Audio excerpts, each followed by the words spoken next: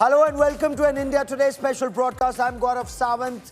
I'll get you details of how the Indian Armed Forces, they chose the targets and acquired them with clinical precision. The bases of Pakistan Air Force, the air bases, the command and control centers, the storage facilities, even Sargodha. The significance of Sargodha being targeted, and that's something that Pakistan could never believe that could happen, but that's just one part of the story. All the way from Skardu in Pakistan-occupied Jammu and Kashmir, what Pakistan calls its northern areas, through Pakistan's Punjab province, down to Sindh province, not one airfield that was left, significant airfield that was left untargeted. And that's a very, very major point that India made. Some of these strikes were demonstrative, but some of them were deadly effect. And that is why Pakistan sought this ceasefire. Much more of that over the course of the next half hour. First, as always, the headlines at 5. Defence Minister Rajnath Singh Lord's Operation Sindoor says India entered Pakistan and attacked its bases, says gave a befitting reply to Pakistan's terror. यह नया भारत है जो आतंक के खिलाफ सरहद के इस पार और उस पार दोनों तरफ प्रभावी कार्रवाई करेगा। यह हमारे प्रधानमंत्री जी ने स्पष्ट रूप से यह संदेश दिया। Indian Air Force's operations are still underway. Prime Minister Narendra Modi chairs a crucial meeting at his 7-Lok Kalyan Marg residence with the 3 services chiefs.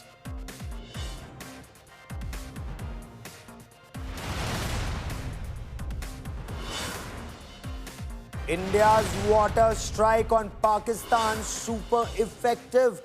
Parched Pakistan cries out for water. Pakistan begs for Indus water at military talks.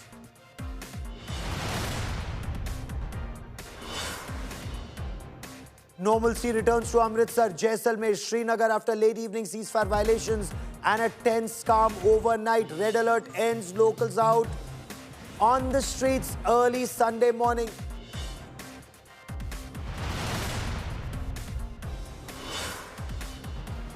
US President Donald Trump offers to mediate on Kashmir, says we'll see if there can be a solution for Kashmir after 1,000 years.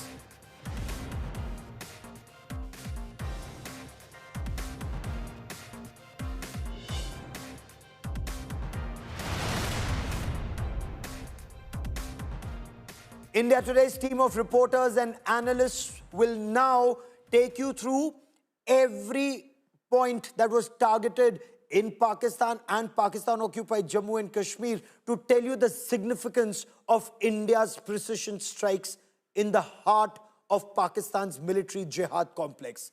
Not just the terror networks, but also the armed forces of Pakistan that support this terror. And I'll get you much more on that story. Joining me on this special broadcast will be squad leader Gini Chaudhary as a defense analyst. Captain Manjula Katoch joins us on this show. My colleague Sandeep Unnithan with much, much more on this big story. But before I come to our guests on this special broadcast, I want to tell you about the reasons for India's super success in these strikes, whether it was the air-launched Brahmos supersonic cruise missile or the other weapons of war that made all the crucial difference. The standoff distance with which India targeted Pakistan's military terror network, and I'm emphasizing the terror network was targeted at Murid, at Bahawalpur, at Sialkot, but even the armed forces of Pakistan, and especially Pakistan Air Force, and striking Pakistan's Air Force in Pakistan's Punjab province sends out a very clear message. No part of Pakistan is off limits for the Indian Armed Forces once a decision is taken to punish terror as part of Operation Sindoor. Now, this has tremendous significance. They can't kill Indian citizens and think they are safe because they may have nuclear weapons or they have an Air Force. That Air Force was struck at base. I'll also tell you about India's air defense system. Pakistan tried, it did not succeed. Now, in the fog of war, there's a lot of misinformation campaign, there is a lot of disinformation campaign, but here I'll get you all facts. But first, The big story, Uttar Pradesh Chief Minister Yogi Adityanath today confirmed the use of Brahmos supersonic cruise missile in the targeting of terror bases in Pakistan. And the statement of the Uttar Pradesh Chief Minister Yogi Adityanath actually aligns with the mounting evidence that suggests the precision munition that was used. Now, Brahmos is a supersonic cruise missile, more than 3 times the speed of sound, with deadly accuracy, and can be fired from a Sukhoi 30 MKI. It can be fired from a ship. It can be fired from land, surface to surface, and it's multi-dimensional. I'll tell you so much more about this over the course of the next 1 hour, but there's mounting evidence about how India used Brahmos not just to target a very crucial Pakistani airbase, and that base is the pride of Pakistan. So the Brahmos went right into the heart of Pakistan's pride and destroyed it. A Brahmos booster, and watch that image, a Brahmos booster and cap were recovered near the Pakistan border, and that's one of the strongest indications of a cross-border strike by the Brahmos. Missile fragments found in Bikaner suggest it was launched from Indian territory towards a high-value target. Intelligence sources believe the Brahmos was used to hit the jaish-e-mohammed base at Bahawalpur in the southern part of Pakistan's Punjab province. Now, Pakistan claimed there was a high alert. Pakistan insisted that it was in its defensive posture, but it failed to intercept the Brahmos missile, and that underlines the speed, the amazing speed, the precision strike of the Brahmos, more than 3 times the speed of sound. By some accounts, travels at the speed of 3,500 kilometers per hour and more. That is the effective strike capability over a range of more than 450 kilometers. Defense Minister Rajnath Singh lauded the Indian Armed Forces who successfully crushed Pakistan terror, not just inside our country, but also terror was struck at its roots in Bahawalpur, in Muridke, in Sialkot, and of course, also in Pakistan-occupied Jammu and Kashmir as part of Operation Sindoor. Massive, massive damage to Pakistan terror network and Pakistani military network. But first, let's listen in to Defense Minister Rajnath Singh.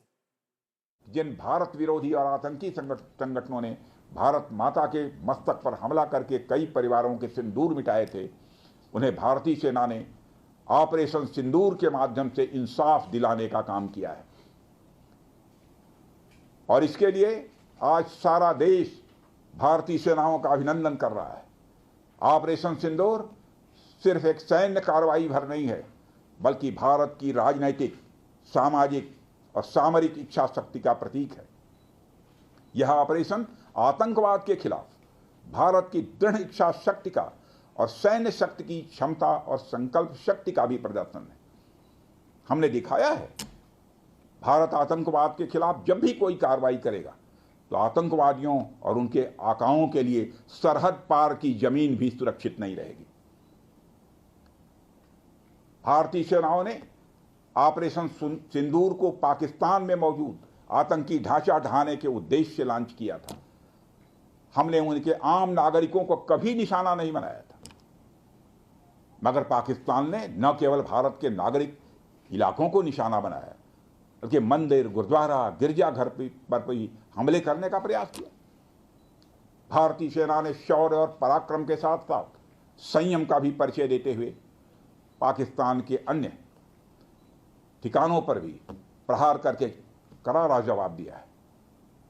हमने केवल सीमा से सटे सैन्य ठिकानों पर ही नहीं कार्रवाई की, बल्कि भारत की सेनाओं की धमक उस रावलपिंडी तक सुनी गई जहां पाकिस्तानी फौज का हेडक्वार्टर मौजूद है। मित्रों, भारत में आतंकवादी घटनाएं करने और कराने का क्या अंजाम होता है, यह पूरे विश्व ने उरी की घटना के बाद देखा, जब हमारी सेना ने पाकिस्तान में घुसकर सर्जिकल स्ट्राइक की। पुलवामा के बाद देखा, जब बालाकोट पर एयर स्ट्राइक की गई, और अब पहलगाम की घटना के बाद दुनिया देख रही है कि जब भारत ने पाकिस्तान के भीतर घुसकर मल्टीपल स्ट्राइक्स की हैं। आतंकवाद के खिलाफ जीरो टॉलरेंस की नीति पर चलते हुए हमारे यशस्वी प्रधानमंत्री श्री नरेंद्र मोदी ने स्पष्ट कर दिया है कि यह नया भारत है जो आतंक के खिलाफ सरहद के इस पार और उस पार दोनों तरफ प्रभावी कार्रवाई करेगा, यह हमारे प्रधानमंत्री जी ने स्पष्ट रूप से यह संदेश दे दिया है। Terror will be punished at source. Now that used to be said earlier, now it's been done. Because for decades, we've actually complained that yes, we kill terrorists and we celebrate the killing of terrorists, but that's like pruning the leaves and branches of the terror tree with roots in Pakistan.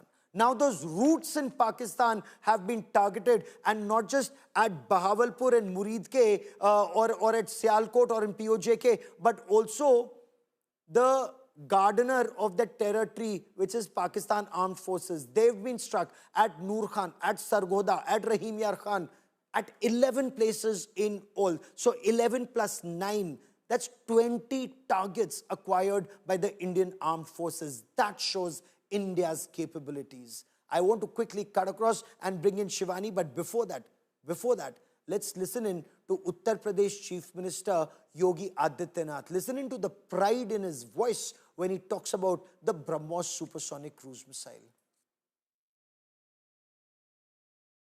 BrahMos missile क्या होती है, अभी आपने operation सिंदूर के अंदर इस missile के पराक्रम की एक झलक देखी होगी,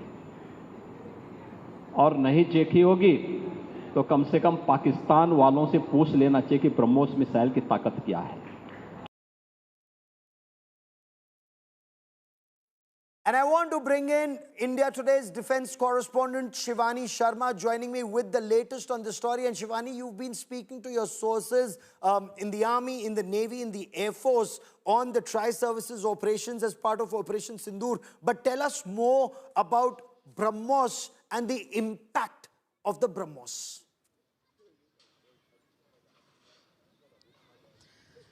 Gaurav, Brahmos happens to be the pride of India, and the lethal effect it has brought to the terror outfits in Pakistan is quite evident, not only the videos that we've been receiving, but in a number of satellite pictures. And this was the air-launched version of the Brahmos supersonic missile being carried by the Sukhoi 30 MKI of the Indian Air Force. And not only at one occasion, Gaurav, this has been used first in the night of 7th of May, the Operation Sindoor initiated against the terror outfits. And later, when Pakistan misadventured with the drone attack and the ceasefire violations, India decided to punish Pakistan harder, and the air bases were also targeted using Brahmos. Important strategic air bases have been inflicted with major damages. Runways have been cratered, and this was an impact of Brahmos, the lethal missile of India, India's pride. And this is now being acknowledged by the Chief Minister of Uttar Pradesh, as we were giving inputs through our sources too. Gaurav. Oh, absolutely. Imagine the speed with which the Brahmos supersonic missile goes, Shivani. There is nothing that Pakistan had that could have stopped this. But even before that, the manner in which the Indian Air Force very scientifically and with military precision, with clinical precision, executed this operation. First, they took out the terror camps and Pakistan could do nothing about it.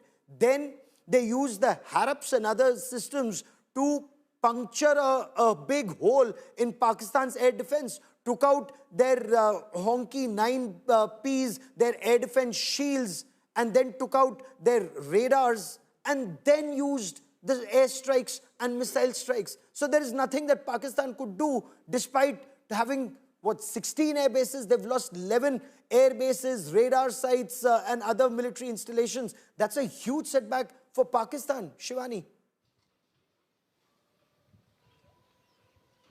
Gaurav, yes, this was a huge setback for Pakistan, and this was probably the unimaginable punishment that the Prime Minister and the Defense Minister have been speaking about, that they were planning the strategic attack against these terror outfits in Pakistan.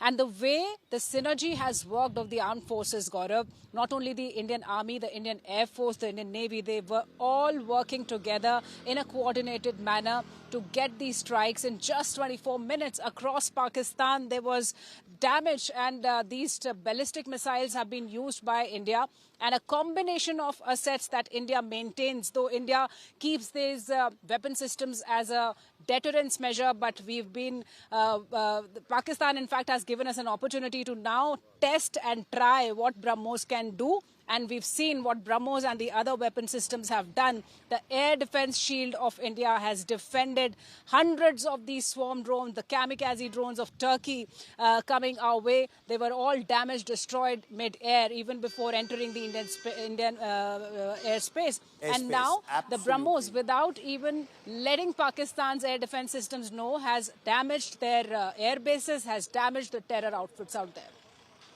The supersonic cruise missile our nation is so proud of.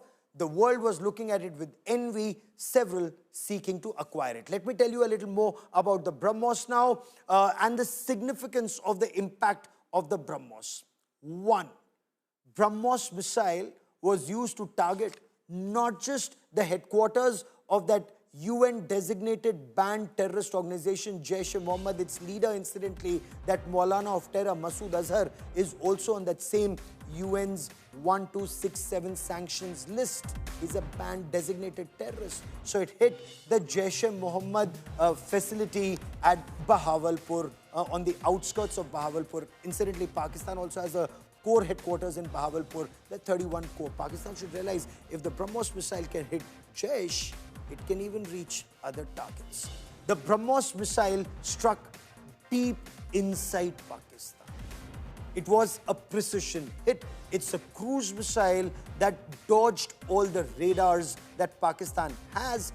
Sadly for Pakistan, many of these radars were initially destroyed by the Indian Air Force. And this actually shows what Prime Minister Narendra Modi had said, India's resolve to punish terror at source and also punish the perpetrators of terror and those who backed them. That shows India's resolve. India's deep strike capabilities. Remember 2019, the Balakot airstrikes. Now, Khyber Pakhtunkhwa is at the Afghanistan border. It's the Durand line, and from the Ratcliffe line to the Durand line, or from the line of control to the Durand line, India can hit across Pakistan.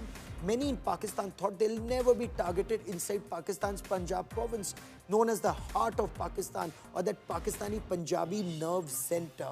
India hit the heart of terror, or that military jihad complex. And this air superiority, it's clearly more than air superiority, it's total air dominance when it comes to the Brahmos supersonic cruise missile. That's been firmly established after Operation Sindoor.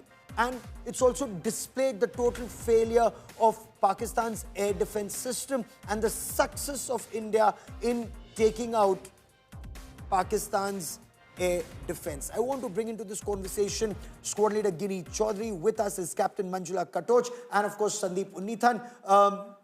Squad Leader Chaudhary, let me begin by asking you, air power, it was the weapon of choice and it's delivered in these operations, not just to take out terror, but also to destroy some of the biggest targets of Pakistan Air Force.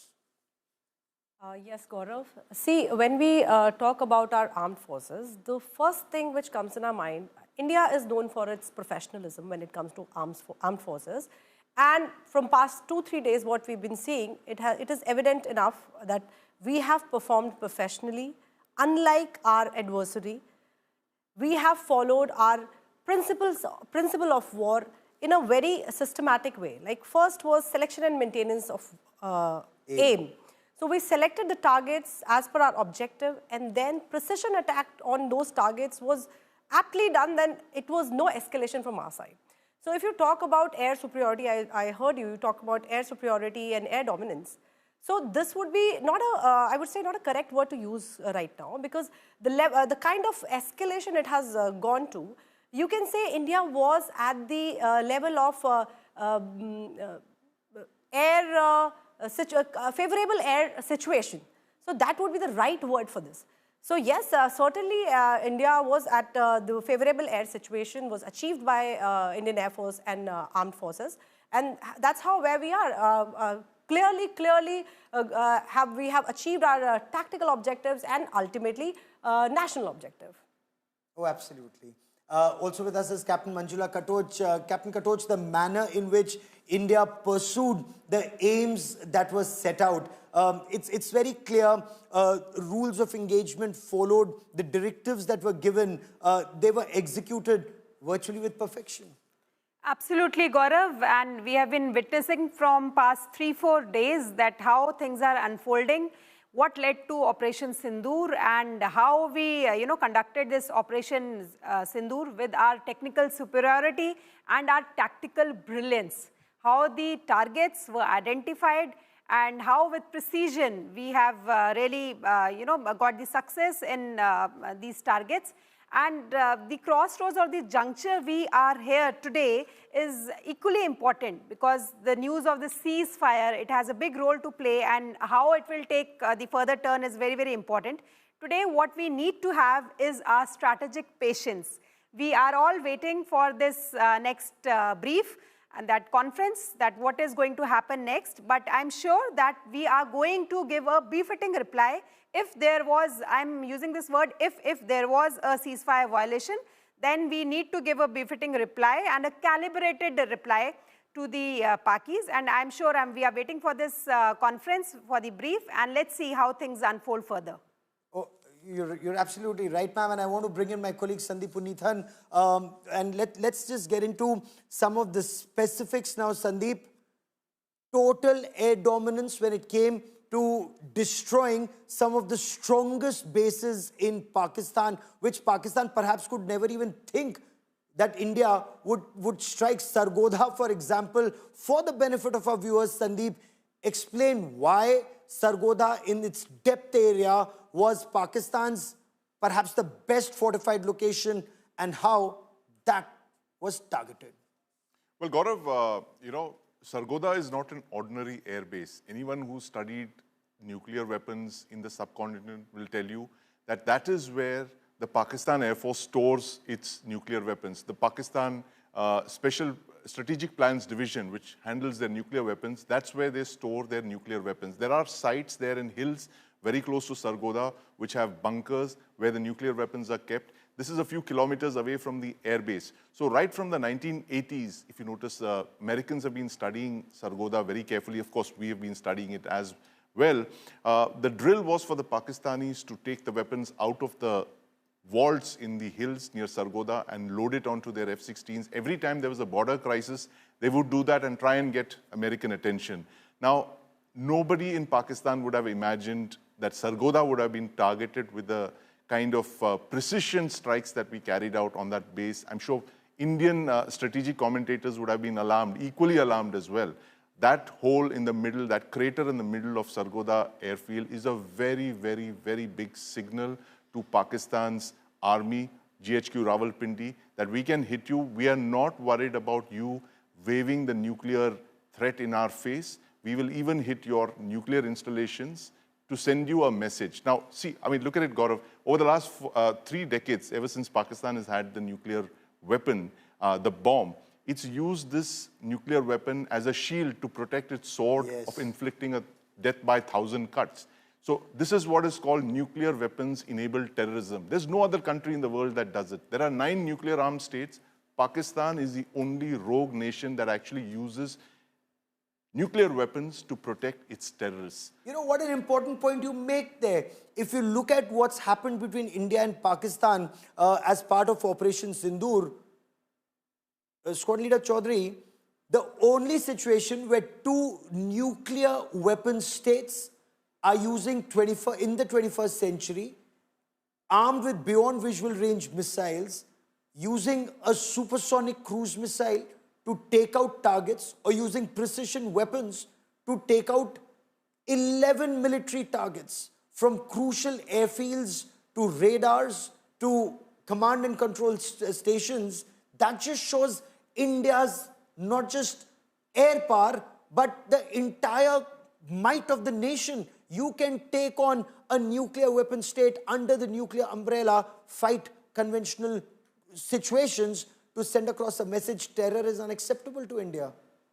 Certainly, Gaurav. See the way, how professionally our armed forces have performed till now. The precision hits, the targets were hit precisionally. So what the point I want to bring out here is, if you do a comparative analysis between two countries, see what India has done, selected the targets and precision attacks were done on those targets. On the other hand, if you see Pakistan, I'm sure you're aware of the fact then how 300 to 400 drones were sent across behind their civil airline. Yes. So that is the point which clearly shows how unprofessional, how unreliable that country is. So we are right now handling the country which is not reliable, which is unprofessional. So just imagine the plight of our leaders, our head-up leaders, military leaders, or political leaders who will be handling such situation.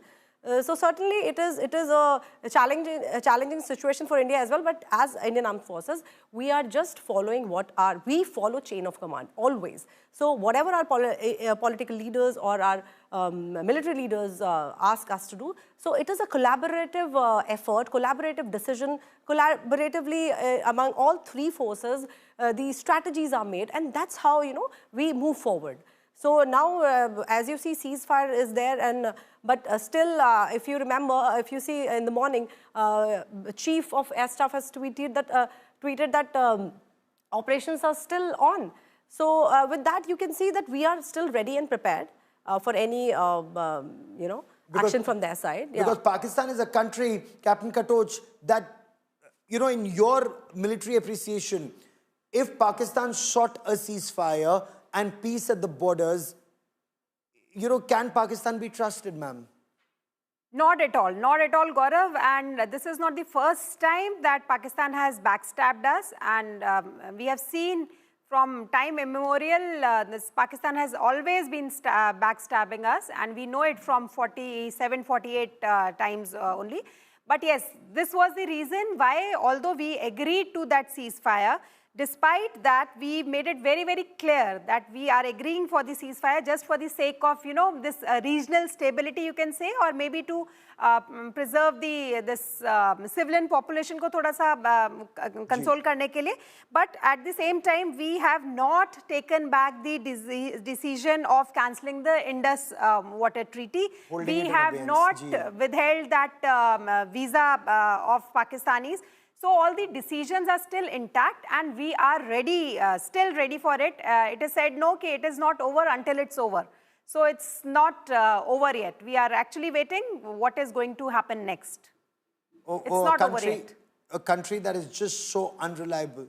But the targets that were selected, Sandeep, each and every one of them, from Skardu in Pakistan-occupied Jammu and Kashmir, and on a map of the country, I want to explain why Skardu in POJK, coming down from there to Pakistan's Punjab province, take a look at Chaklala being targeted, take a look at Sukur, Rahim Yar Khan, Kasur, Sialkot, Noor Khan, Murid, Rafiki, Sargodha, and then come down to the Sindh province, even Pasrur, their important radar station there. From top to bottom, every part of Pakistan that faces India was in the line of India's fire. Watch that, watch that. So Skardu in Pakistan-occupied Jammu Kashmir, what they call their northern areas, that was that runway. There's a hole punched in there. Noor Khan, Rawalpindi, one of their most crucial command and control communication squadron, as in their VVIP squadron, their C-130s also parked there. The Gulf Stream, their mid-air refueler, that's parked there. Noor Khan, also one of their strategic Air Force bases. Sialkot is an aviation base. Pasrur is an early warning station. It's a radar station that's been taken down. Rafiki has been taken down. Sukur is a dual radar station that's been taken down. Jacobabad is an F-16 base that's been taken down. Chunia is a radar technical depot. Bolari is again extremely crucial in terms of their facilities in the Sindh province. So Sandeep, look at all the targets that have been taken down. What does this say of Pakistan's air defense and India's offensive?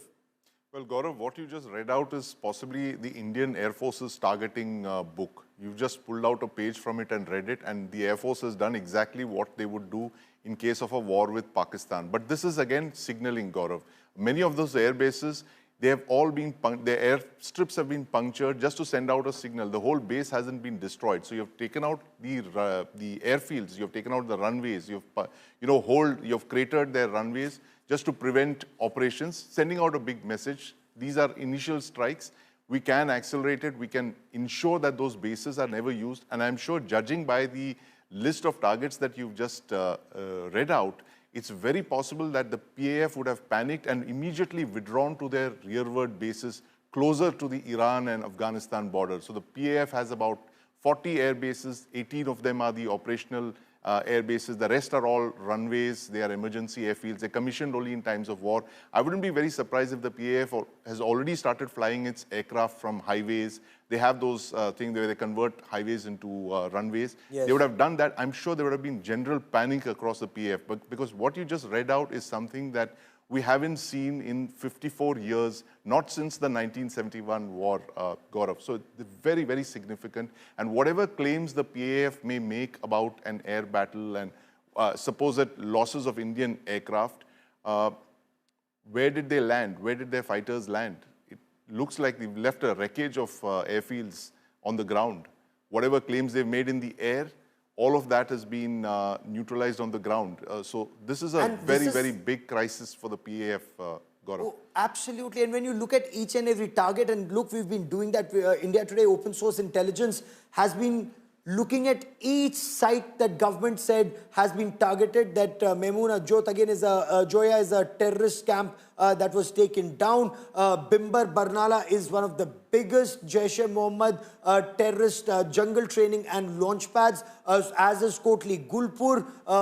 I want you to look at each and every of those targets so that you would know. Kotli Abbas, very, very crucial in Pakistan-occupied Jammu and Kashmir. Kotli, the name has come so many times, Sandeep, when we would be reporting on counter-terror operations that terrorists were staying at Kotli and they were launched from Kotli, or they were launched from Bimbar, they were launched from Sarjal. Those camps have all been taken down, Sandeep. Absolutely, Gaurav. Sandeep. Yeah, Gaurav, go on, Captain Katoj. So I'm really dying to say this, that I would like to summarize all the list of targets that you have just read out. Sure. That speaks about pure, precise and planned is the response that India has given us. So that is a brief summary of how India conducts its operation. It is planned, it is precise, and it is pure. Absolutely ethical. And intelligence-based operations, as you very rightly pointed out. In fact, even in that meeting that Prime Minister Narendra Modi had with the three services chiefs, the National Security Advisor, with Raksha Mantri Rajnath Singh, had both our intelligence services chiefs present there in that meeting, giving last-minute inputs before those strikes were ultimately carried out, Sandeep. Absolutely, Gaurav. And this is literally the crux of this operation. And I'm sure, let's wait for the government actually to come out with the details. But, given in the just fact about an that, hour from now, it's 6:30 is where the government will have a briefing, Sandeep. we know what happened in Balakot as well. It was a surgical strike which was based on intel from the ground. We had operatives on the ground, inside the camp, outside the camp. And all of this was, the intel came from the ground, based on which the Air Force launched that airstrike. And I'm pretty sure, given the kind of range of targeting that had been done, especially against the terrorist sanctuaries, the headquarters, there would have been a lot of ground intel, Gaurav. The IB, the RNAW, military intelligence, NTRO, everybody would have pulled in intelligence, everything that they'd got, to draw up a list of these targeting sites. And like you were mentioning earlier, Gaurav, all these sites that we've been reporting for 20, 25 years, in the US, they have that thing where you go to Hollywood, a tour bus takes you around the homes of those stars. They'll tell you this is where Jack Nicholson lives, this is where Harrison Ford lives. Pakistan possibly could have done that over the last 20 years because everybody knew where the Jaish headquarters was, where the Lashkar headquarters was. This is the launch pad, this is the seminary, this is the mosque. I've been to Pakistan once and I've seen these, part of a state visit, of course. I've seen it, the Jaish parading around openly, the Lashkar parading around openly. I've seen them brandishing weapons. This is the Lashkar-e-Taiba mosque. And today, in 2025, you have attacked these targets for the first time. After 25 years of the Pakistan army running a low-cost operation against India, attempting to bleed India with death by 1,000 cuts, Today they've realized that it has a high cost. It is not a low-cost operation anymore. Your air defense is in ruins. Your air bases have been holed. Your runways have been punctured. It's not a low-cost operation anymore. It's going to cost you money. You are living from hand to handout. You're looking at IMF bailouts.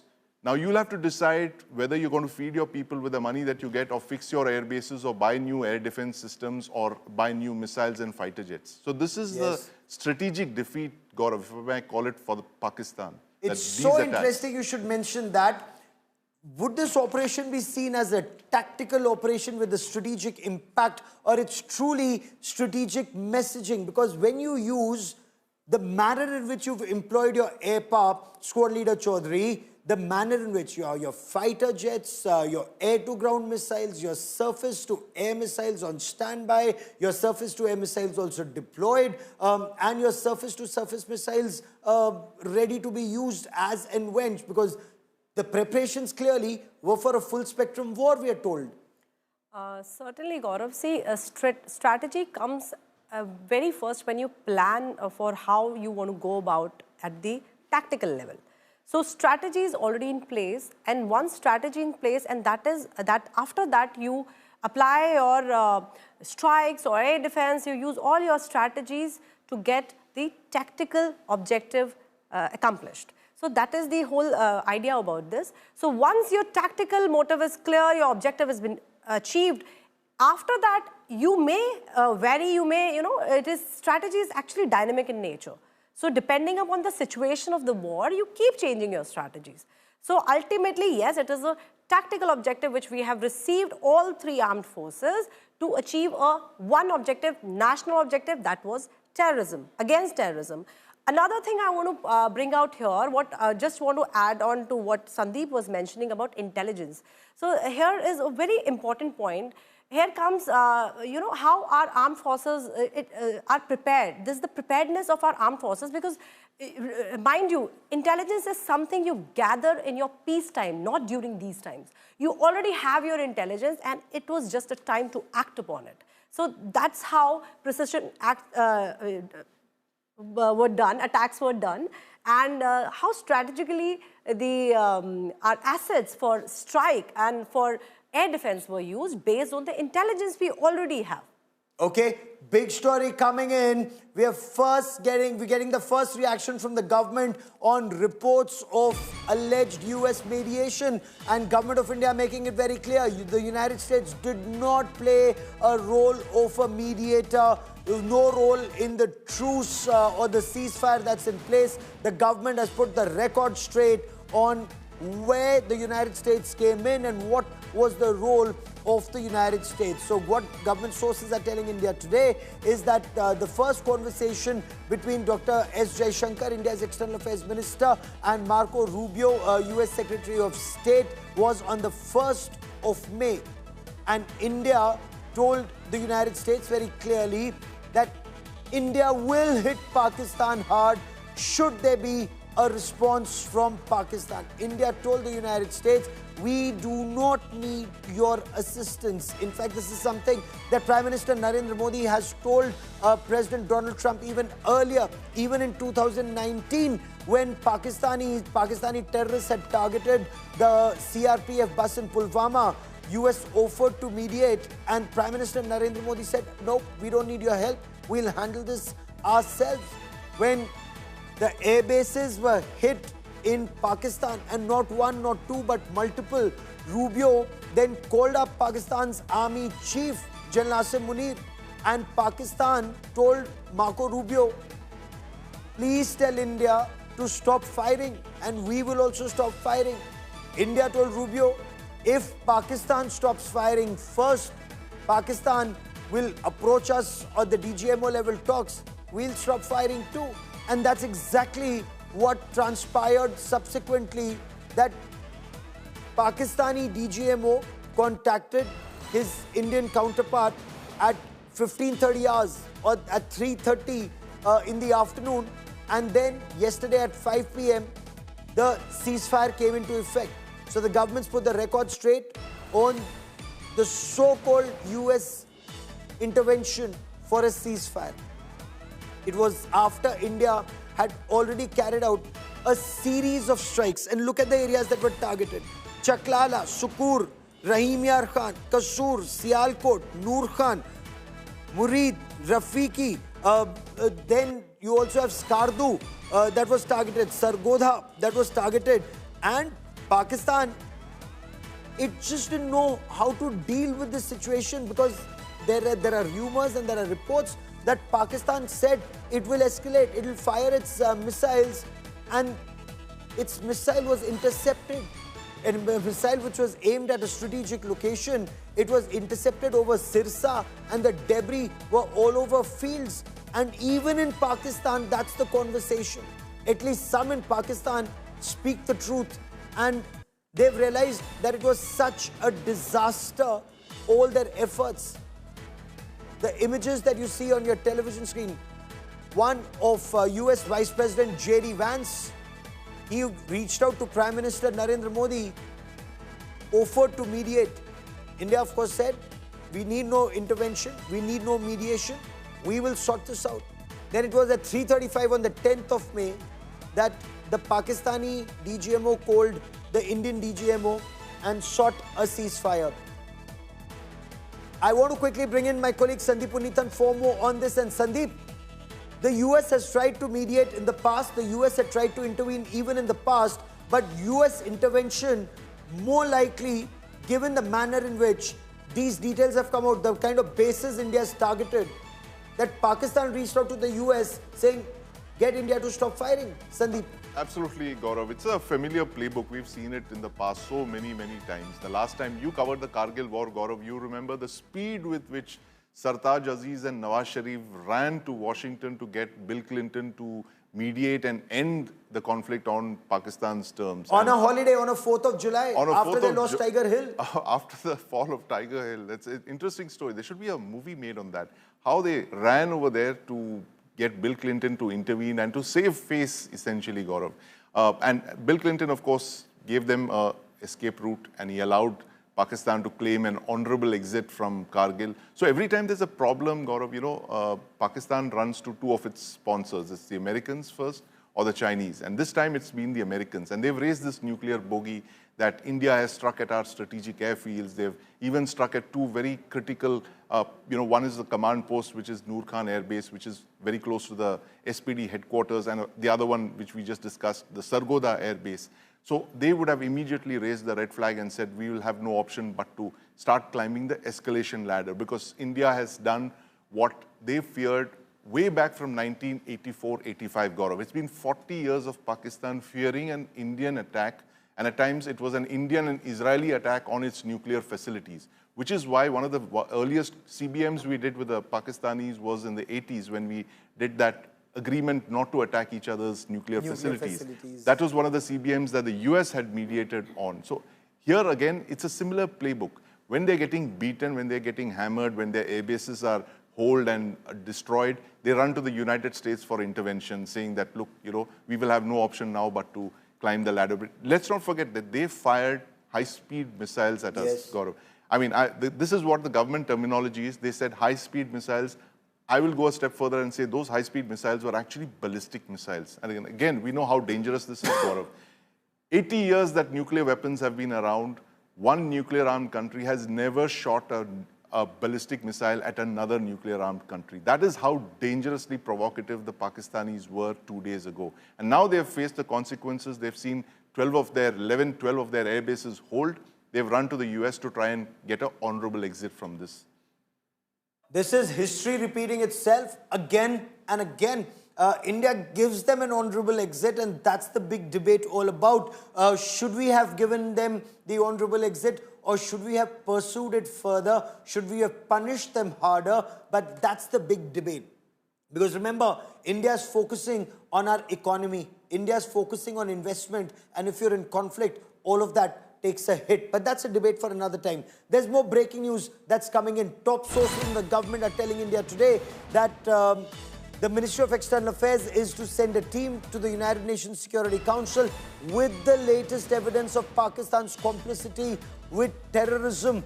Now, next week, the United Nations Security Council 1267 Sanctions Committee will be meeting, and India will push for Pakistan to be on that UN sanctions list. India is to give details and proof of Pakistan's complicity in terror and with terrorists to the United States of America. And sources are telling India today that India is seeking that Pakistan be put on the blacklist and faces sanctions. This is how seriously India intends to pursue Pakistan's state-sponsored radical Islamist terror, because there are many ways to punish that state sponsor of terror. Militarily, it has been done. Diplomatically, it is being done. Using water for the benefit of people of Jammu and Kashmir is a very significant step. I want to quickly cut across and bring in India Today's Foreign Affairs editor Geeta Mohan, who joins us live with more details on this big story. Geeta, that's a huge step that Government of India intends to take at the UN Security Council 1267 Sanctions Committee. Bring us details, Geeta. Well, that's right. At the 1267 Al-Qaeda Sanctions Committee, which a meeting is going to take place very soon, and the Indian team is going to be there. Remember, at the United Nations Security Council, at the behest of Pakistan, when a meeting was held on Pahalgam terror attack and India's actions after the Pahalgam terror attack, the Pakistani side was very clear in what it wanted to do, but was isolated. But a few days before that, when the United States of America, Gaurav, sponsored a statement at the United Nations Security Council on Pahalgam terror attack, it was Pakistan that removed TRF. And India watched very silently, because India knew what Pakistan was doing. It was digging a hole for itself. Why do I say that? Is because now, when you look back, India is saying that they have been apprising the Security Council, the international community, of TRF's activities since 2023. It's not recent. They have details of the resistance front. And why is it that Pakistan then got TRF removed from that statement? It shows absolute complicity between state and the terror networks within Pakistan. And that's something that the Indian team is also going to use when they go to the 1267 Al-Qaeda Sanctions Committee, very, very clearly putting forth what happened in Pahalgam, who claimed responsibility, which was the country that supported that terror network and got the name removed from the UNSC statement. And thereafter, all the details that they've had so far since 2023 that they've been giving and apprising various international bodies of when it comes to TRF. Keep tracking that story. That's a big story, Geeta. I'm going to come back to you for more on it as that story develops. India Today's Foreign Affairs editor Geeta Mohan breaking that big story first, live and exclusive here on India Today, and she will get you more on it. There's more breaking news coming in on India Today. We tell you the government had three major aims when it came to Operation Sindoor, three objectives. First, let's talk about the military objective, and this was stated by Prime Minister Narendra Modi. What was the first aim? Atank ko mitti mein mila denge. There will be no place left for terror at source. And that's exactly what happened when 9 places, and not just terror launch pads and training centers in Pakistan occupied Jammu and Kashmir, but those in the heart of Pakistan's Punjab at Muridke and Bahawalpur of Lashkar-e-Taiba and jaish-e-mohammed and Hizbul Mujahideen at Sialkot, they were targeted. Atank ko uski bhumi par mitti mein mila diya. The political, the geopolitical goal. That's again extremely significant. The Indus Waters Treaty is being held in abeyance with a clear message: terror and water cannot flow together. Pakistan wants water, it will have to stop terror. And the treaty is being held in abeyance, which means India can carry out a lot of development work that Pakistan had stalled in the past several years in the Indus Waters Treaty on the eastern rivers and on the western rivers. I want to get you the third very significant message. Prime Minister Narendra Modi has often spoken of घर में घुसकर आतंक को मारा. And that's a very major point. In this, it's not just that aim achieved, it's aim plus plus. Not only has India punished Pakistan's state-sponsored radical Islamist terror at its source, at the roots, at Bahawalpur and Muridke, but the sponsors of terror, those who've aided, abetted, funded, trained and launched terror and used terror as an instrument of Pakistan's state policy. The Pakistani military jihad network, the Pakistan Army, the Pakistan Air Force, that was struck at home and not at one location, but at multiple locations, including at Sargodha, at Rahim Yar Khan, at Noor Khan, at Skardu, at Pasrur, from Pakistan-occupied Jammu and Kashmir, through Pakistan's heartland Punjab to Sindh. No place is safe for terror. In Khyber Pakhtunkhwa, it was proven even in 2019 at Balakot. We will continue to track developments on this story very closely, but that is all I have for you on this India Today special broadcast. To all my guests, many thanks for joining me.